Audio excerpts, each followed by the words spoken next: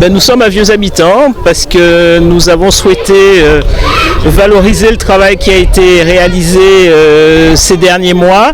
D'une part en mettant en avant une citerne d'eau non potable que nous avons financée pour la commune de Vieux Habitants.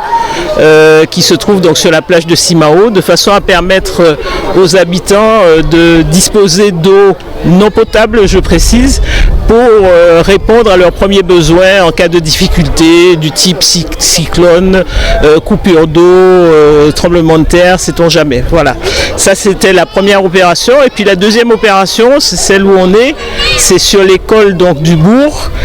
L'idée c'était de pouvoir mettre à la disposition de l'école de l'eau potable cette fois-ci pour éviter les ruptures en cas de coupure, pour éviter donc que les gamins ne soient privés d'école lorsqu'il n'y a pas d'eau.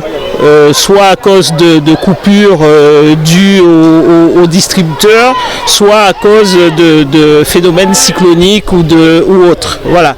Donc l'idée c'est de pouvoir mettre à la disposition de l'école de l'eau potable pour permettre aux enfants d'être alimentés naturellement comme si de rien n'était, et surtout pouvoir poursuivre les cours de façon à ce qu'il n'ait pas de rupture dans leur formation.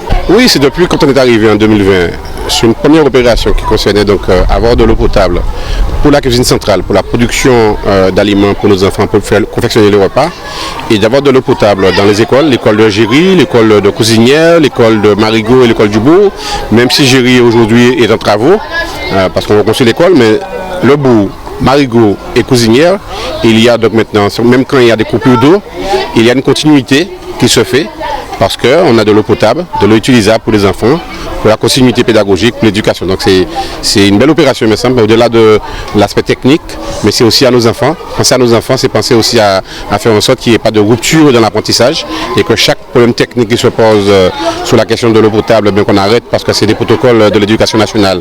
On ne peut pas faire plus qu'une journée. Aujourd'hui, eh bien, chose faite, les citernes fonctionnent. Les agents ont été formés ici parce qu'avoir de l'eau potable, avoir de l'eau de qualité, ça demande aussi qu'il y ait un entretien, ça demande aussi qu'il y ait un contrôle. Ce contrôle-là aujourd'hui est réalisé par nos agents parce qu'ils ont été formés, et donc par l'ARS, par l'Office de l'eau. Donc la formation a eu lieu.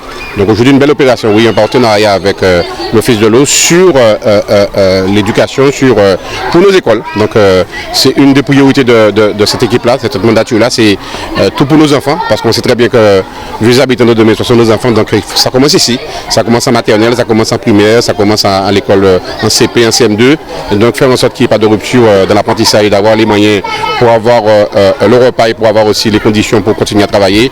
C'est aussi la responsabilité de l'équipe municipale, donc on a cherché à faire ça en bonne intelligence avec l'Office de l'eau.